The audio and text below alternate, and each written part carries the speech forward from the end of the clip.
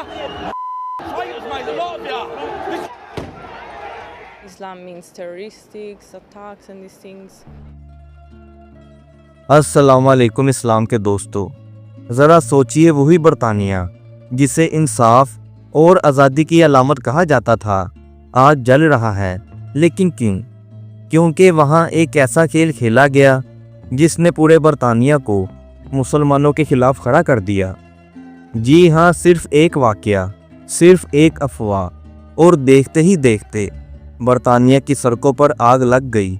मसाजिद पर हमले हुए, मुसलमान घरों से निकलने से डरने लगे और मीडिया की स्क्रीनों पर एक ही कहानी सुनाई जाने लगी, मुसलमान ही मुजरिम हैं। पूरा बरतानिया एक खौफनाक मंजर पेश कर रहा है।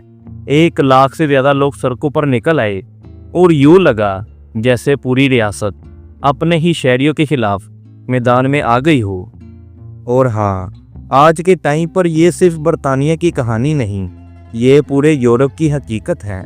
ये सब कुछ आज की बात नहीं, बल्कि बरसों की नफरत और झूठी खबरों का नतीजा है जो आज एक तूफान बनकर फट पड़ी। बरतानिया में मुहाजिरीन की तादाद तकरीबन 13 लाख है, जिनमें से बहुत बड़ी तादाद मुसलमान पाकिस्तानी, बांग्लादेशी और दीगर मुस्लिम कम्युनिटी की है। 1 साल पहले साउथपोर्ट में 3 नन्ही बच्चियों का कत्ल हुआ। सोशल मीडिया पर अफवाहों ने मुसलमानों और मुहाजिरीन को निशाना बनाया। कुछ लोगों ने कातिल को मुसलमान बताया, कुछ ने मुहाजिर और कुछ ने इसे दहशतगर्दी का वाक़या करार दिया। और सिर्फ चंद ही घंटों में झूठ सच की तरह फैल गया और आज तक इसके असरार बरकरार हैं। सेंट्रल लंदन में एक तरफ तो टॉमी रॉबिन्सन के जो फार राइट सपोर्टर्स हैं वो हजारों बल्कि 13 सितंबर को लंदन में वो मनाजर देखने को मिले जो बरसों बाद तारीख में दर्ज हुए। 1 लाख से ज़ायद लोग सड़कों पर निकल आए। इस एहतजाज को यूनाइट द किंगडम कहा गया। इंतहा पसंद तंजीमों और दाएं बाजू के ग्रोहों ने भरपूर शिरकत की। ये एहतजाज ज़ाहिरी तौर पर मुहाजिरीन के खिलाफ है, लेकिन असल निशाना मुसलमान कम्युनिटी है। पुलिस का अंदाज़ा कम पड़ गया, हजूम बढ़ता गया, रास्ता बदल गए। कई गिरोह टूर कर अलग अलग सड़कों पर निकल गए। पुलिस ने रोका तो झड़पें हुई, कई ऑफिसर जख्मी हुए, कई मुजाहिरीन गिरफ्तार हुए।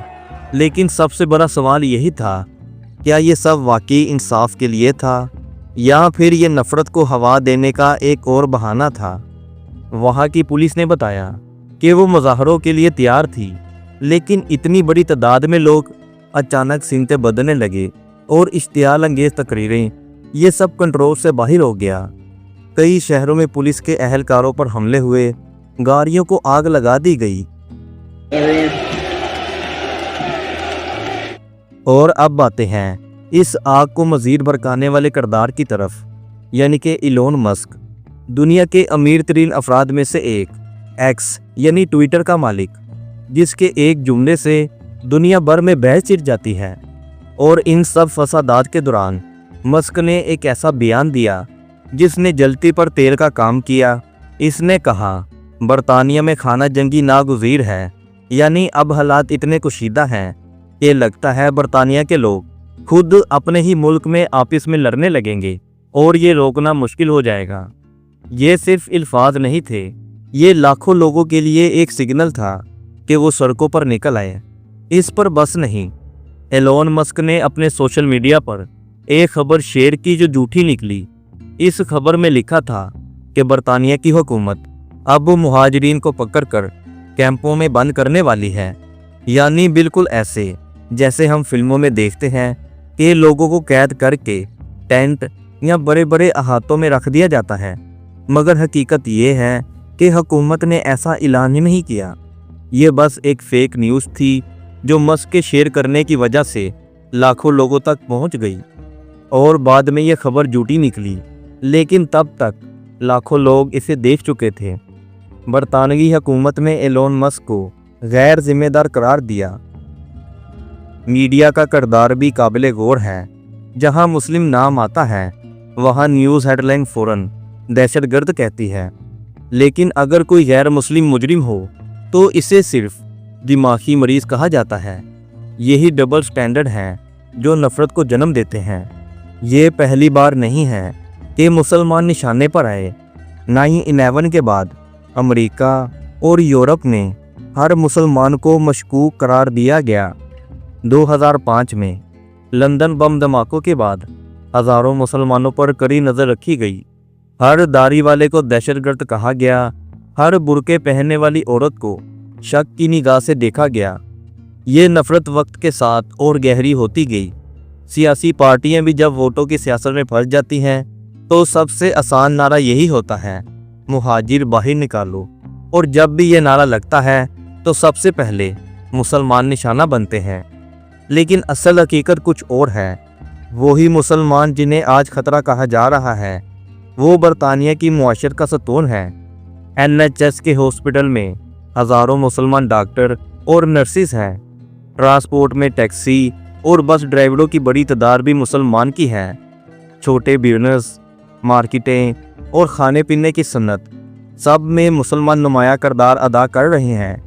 यही वजह है कि कोरोना की वबा के दौरान जब पूरा बरतानिया लॉकडाउन में था तो फ्रंट लाइन पर सबसे ज़्यादा कुर्बानियाँ देने वाले यही मुसलमान थे। लेकिन अफसोस वही मुसलमान आज भी नफ़रत का पहला हदफ बनते हैं। आज के दौर में हथियार सिर्फ बंदूक और बम नहीं बल्कि खबर भी एक हथियार है। झूठी खबरें, गुमराह कुन वीडियोस, अफवाहें, ये सब सोशल मीडिया पर ऐसे फैलती है जैसे आग जंगल में फैलती है। किसी ने एक अफवाह डाली कि कातिल मुसलमान है और चंद घंटों में लाखों लोग इसे सच मान बैठे। यहाँ सवाल ये भी है कि ऐसे वाक़यात को बढ़ावा कौन देता है? इंतहा पसंद तंजीमें? जी हाँ, लेकिन इसके साथ साथ कई सियासतदान भी इससे फ़ायदा उठाते हैं, क्योंकि जब आवाम की तवज्जो असल मसाइल से हट जाए जैसे कि महंगाई, बेरोज़गारी और मुआशियत, तो इन्हें एक नया दुश्मन दिखाना आसान हो जाता है। और वो दुश्मन हमेशा से एक ही होता है, इमिग्रेंट। और इमिग्रेशन में ज़्यादातर मुसलमान ही हैं। लेकिन याद रखें, ये वही मुसलमान हैं जिन्होंने वर्ल्ड वार 2 के बाद अपनी मेहनत और इल्म से बरतानिया को संभाला। यही मुसलमान हैं जिन्होंने खुले दिल से बरतानवी माशरे को अपना घर बनाया। यही मुसलमान हैं जो सियासत, खेल, तालीम, साइंस और टेक्नोलॉजी में बरतानिया का नाम रोशन कर रहे हैं। ये लोग दुश्मन नहीं बल्कि मुस्तकबिल हैं। आपका क्या कहना है इन एहतजाज के बारे में? कमेंट सेक्शन में अपनी राय ज़रूर दें। तो मिलते हैं आपसे अगली वीडियो में किसी और मुल्क, किसी और इस्लामी बस्ती में। तब तक के लिए अल्लाह हाफिज़।